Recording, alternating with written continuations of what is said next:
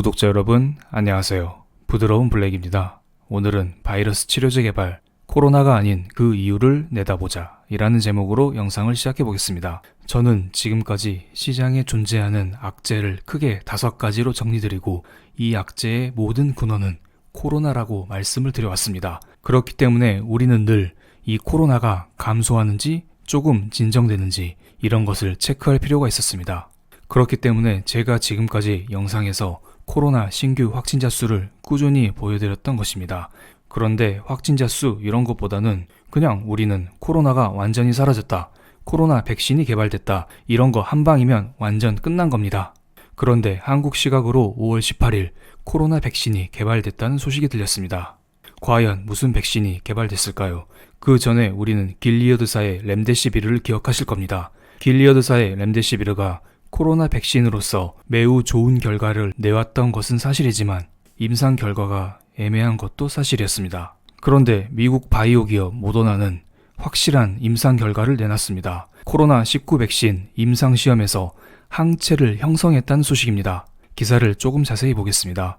미국 바이오 기업 모더나가 코로나 바이러스 백신 후보에 대한 일상 임상에서 항체가 형성되는 긍정적인 결과가 나왔다고 합니다. 모더나는 참가자 45명을 15명씩 세 그룹으로 나눠서 백신 후보 물질을 각각 25 마이크로그램, 100 마이크로그램, 250 마이크로그램 약 28일 간격을 두고 두 차례에 걸쳐 투여했다는 것입니다. 실험 후보군을 세 그룹으로 나눴습니다. 그런데 여기에서부터 중요합니다. 모더나는 백신 후보 물질을 두 번째 투여한 후 약 2주가 지난 뒤 첫 번째인 25mg 그룹에서 코로나에 감염되었다가 회복된 사람과 비슷한 수준의 항체가 형성됐다고 설명을 했습니다. 또한 두 번째 그룹 100mg 그룹에서는 코로나19에 감염되었다가 회복된 사람을 능가하는 수준의 항체가 만들어졌다고 전했습니다. 마지막으로 최소 8명 정도의 실험 참가자에게서 바이러스를 무력화시키는 중화항체도 형성되었다고 발표했습니다. 제가 볼 때는 지금까지 코로나 임상 결과 중에서 가장 뛰어난 성과가 아닌가 하는 생각이 듭니다. 보통 신약 개발까지는 임상 1상, 2상, 3상 세 차례의 임상을 걸치게 됩니다. 이것은 임상 1상 결과입니다. 그럼 임상 2상은 언제 시작될까요?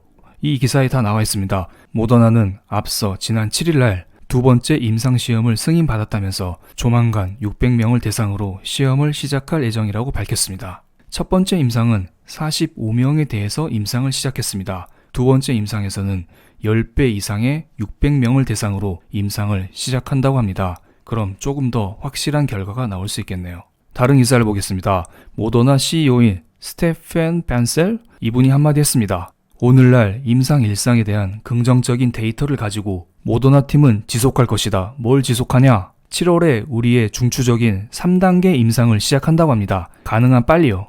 모더나의 임상은 터무니없는 게 아니에요. 일찍이 미국 정부는 이러한 가능성을 눈치채고 모더나사에 투자를 하고 있습니다. 그 다음 문단을 보겠습니다. 미국 보건인적자원부 내에 있는 Biomedical Advanced Research and Development Authority, 바다라고 하네요.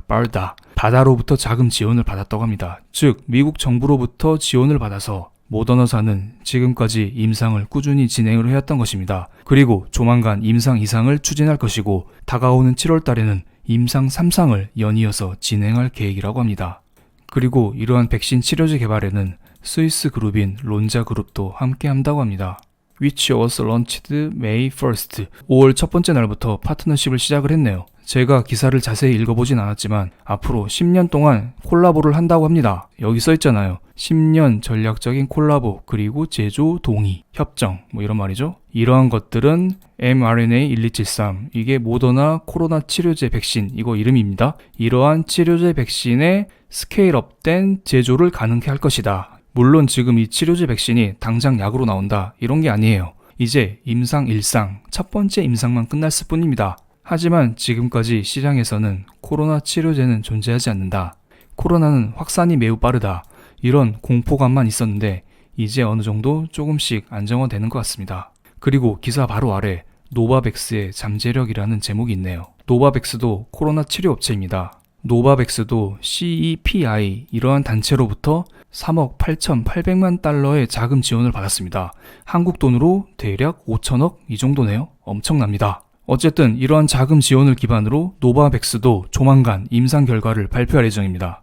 제가 어딘가에서 듣기로는 다가오는 7월쯤 아마 노바백스의 임상 1상 결과가 나오는 것으로 알고 있습니다. 그럼 이때쯤 가서 코로나 종식에 대한 기대감으로 인해서 주가는 한 차례 더 올라갈 가능성이 크다고 봅니다. 코로나 치료제에 대한 긍정적인 결과가 나오면서 달러 인덱스는 조금씩 하락하는 모습을 보여주고 있습니다. 조금이 아니네요. 차트를 보면 이거 장대 음봉이 나왔습니다. 달러의 가치를 나타내는 달러 인덱스는 그동안 100일을 강한 저항대로 보여주면서 움직이고 있었습니다. 그런데 최근 움직임 보세요. 달러 인덱스가 100일까지 올라가는 척하다가 모더나의 백신 개발 소식에 갑자기 99.6 여기까지 떨어졌습니다. 제 생각에는 최근 미중 무역 전쟁이 다시 불거지고 있기 때문에 만약에 이번 모더나의 백신 개발이 없었다면 달러 인덱스는 100일까지 올라갔을 가능성이 매우 컸을 거라 봅니다. 어쨌든 모더나의 백신 개발로 인해서 시장에서는 안전자산인 달러 인덱스 하락, 위험자산인 주가 상승 이러한 것을 보여주고 있습니다. 참고로 지금 시간은 5월 19일 새벽 5시 10분입니다. 그리고 최근에 1750달러를 돌파했었던 또 다른 안전자산인 금 역시 하락하는 모습을 보여주고 있습니다. 금은 달러와 비슷하기도 하지만 반대되기도 하는 이상한 자산입니다. 안전자산인 금과 달러를 하나로 묶어서 설명드리겠습니다. 안전자산인 이들이 상승하기 위해서는 미중 무역 전쟁 이슈가 점점 커져야 되고 반대로 이들이 하락하기 위해서는 코로나 백신 개발 같은 시장을 안정시키는 뉴스가 하나둘씩 계속 나타나야 됩니다. 그리고 치료제 개발로 인해서 미국 증시는 급격하게 상승하는 모습을 보여주고 있습니다. 여러분, 지금까지 코로나로 인해서 비대면 관련주인 언택트 관련주가 강세를 보였었습니다. 그리고 사람과 접촉하는 컨택트 관련주는 약세를 보였던 것은 사실입니다. 그런데 코로나 치료제가 개발됐다는 소식이 들리자마자 언택트 관련주가 약세를 보이고 컨택트 관련주가 강세를 보이고 있습니다. S&P 500 기준으로 상승 상위 종목을 살펴보겠습니다. 익스피디아, 메리어트, 얼라인, 부킹. 여기에서 말하는 부킹은 나이트 부킹이 아니라 예약하는 부킹입니다. 이 5개만 보면 다 여행 관련주, 관광 관련주, 에너지 관련주 이런 것들입니다. 그렇기 때문에 시장에서는 이제 코로나 백신이 개발되기만 하면 사람들이 다시 서로 만나고 여행도 다니고 부킹도 하면서 이러한 관련 기업들의 실적이 개선될 것이라고 기대를 하고 있는 것입니다. 하지만 제가 볼 때 이런 기업들 차트가 너무 많이 망가졌어요. 그렇기 때문에 제가 볼 때 이런 기업에 투자하는 것보다는 이런 기업들에 물려 계신 분들의 탈출 기회로 삼는 게 낫지 않나 이런 생각을 하고 있습니다. 그리고 이런 와중에도 반도체 관련주는 꾸준히 강세를 보이고 있습니다. 어플라이 머티리얼즈, 마이크론 테크놀로지, 엔비디아 이런 식으로 반도체 그래픽 관련주는 꽤 큰 상승폭을 유지하고 있습니다. 2020년 들어 미중 무역 전쟁 제2차전이 펼쳐지고 있습니다. 이러한 상황 속에 대만의 시스템 반도체 회사인 TSMC는 중국 화웨이와 거래를 하지 않겠다고 발표를 했고 그리고 미국에 신규 투자를 하겠다고 발표를 한 상황입니다. 그럼 이렇게 되면 어떻게 될까요? TSMC가 미국에 공장을 지으면 미국 반도체 회사, 즉 반도체 장비 회사의 도움을 받을 수밖에 없습니다. 그리고 앞으로 미국 중심으로 반도체가 개편이 되면 미국 반도체 관련주는 더더욱 강세를 받을 수밖에 없습니다. 그리고 TSMC가 미국에 반도체 투자를 한다고 발표한 상황입니다. 그럼 삼성도 가만히 있을까요? 실제로 트럼프 대통령은 삼성 너네 우리한테 투자 좀 해! 이런 식으로 지속적으로 압박을 하고 있는 상태입니다. 맞습니다. 삼성도 가만히 있지 않을 겁니다. 미국의 시스템 반도체 투자를 더더욱 할 거라 봅니다. 그렇기 때문에 미국에서도 한국에서도 다 마찬가지입니다. 우리는 반도체, 테크 관련 회사에 투자를 적극적으로 해야 됩니다. 자세한 섹터와 종목 이야기는 조만간 멤버십 라이브를 통해 진행을 하겠습니다. 여러분들 중에 유튜브 프리미엄 회원이신 분은 5월 31일 이전까지 실버 라벨을 한 달간 체험할 수 있으니 기회가 되시면 이용해 주시기 바랍니다.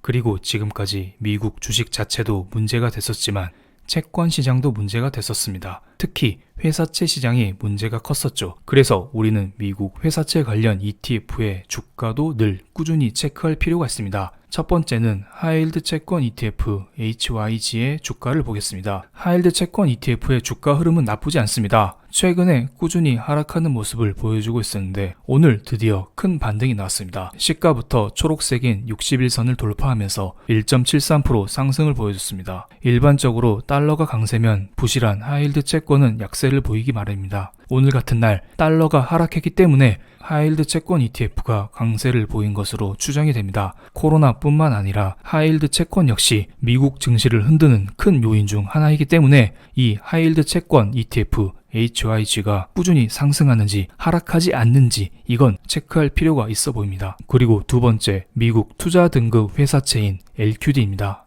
LQD는 오늘 윗꼬리를 달면서 조금 밀린 모습을 보여줬지만 나쁘지 않습니다. 5일선을 타고 꾸준히 우상향하는 모습은 좋아 보입니다. 저는 지금까지 여러 영상을 통해서 꾸준히 주식 매수를 강조드려왔습니다. 물론 그 과정에 있어서 많은 공격을 받았던 것도 사실입니다. 하지만 이제 조금 마음을 놓으셔도 될 것 같습니다. 여러분, 이제 저와 함께 저 높은 세상으로 함께 날아가시죠. 그럼 오늘 영상 여기서 마치겠습니다. 감사합니다.